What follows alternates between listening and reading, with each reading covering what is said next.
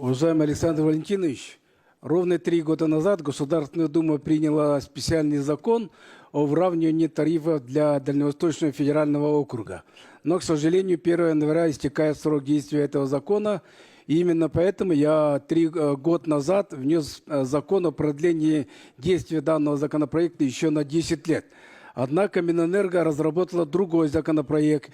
Если он будет принят, есть такие опасения, что вырастут, механизм будет для бюджетников и для малого и среднего бизнеса отменен, тогда тарифы до 70 рублей за 1 киловатт-час вырастут, и, соответственно, тарифы, цены на услуги и товары тоже до 70% могут вырасти.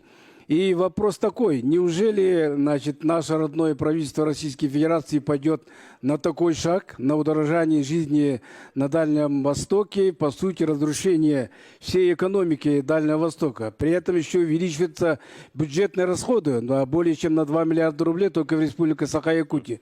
Я уже говорил, что то решение, которое было принято, оно увеличило нагрузку, по сути дела, перекрестное субсидирование между регионами на первую и вторую ценовую зону потребителей. То есть снизив в одном месте, мы повысили в другом месте. Соответственно, мы в настоящее время, у нас есть поручение продлить действительно до 2028 года на 10 лет выравнивание тарифов в Дальневосточном федеральном округе, при этом определив конкретно категорию тех потребителей, которые нуждаются и для которых именно это требуется и целенаправленное, соответственно, субсидирование должно быть. На сегодняшний день нагрузка, которая на потребителей первой ценовой зоны дополнительно за 2018 год только, я не беру 19, составила 35 миллиардов, а за 3 года 91 миллиард рублей. Это оплатили потребители первой и второй ценовой зоны за Дальний Восток. Соответственно, мы проанализировали и посмотрели, кто является выгодоприобретателем.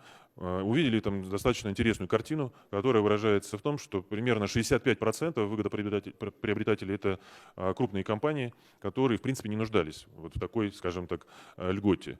И, в принципе, они находятся по всей стране. Это и нефтегазовые наши компании, и золотодобывающие компании. Поэтому наше предложение, которое сейчас подготовлено, и мы подготовили проект закона о продлении до 2028 года, внесли его в правительство. В этом законе, в проекте закона предусматривается полномочия правительства Российской Федерации по определению категорий потребителей, по которым будет происходить выравнивание в течение следующих 10 лет.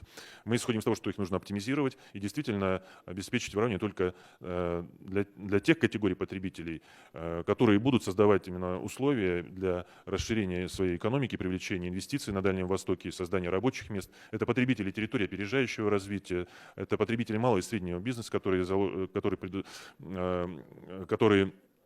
также нуждаются в этом.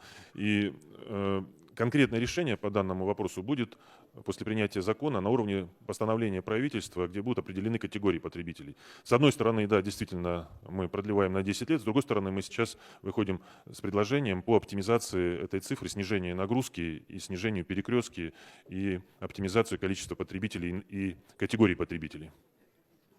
Спасибо. Пожалуйста.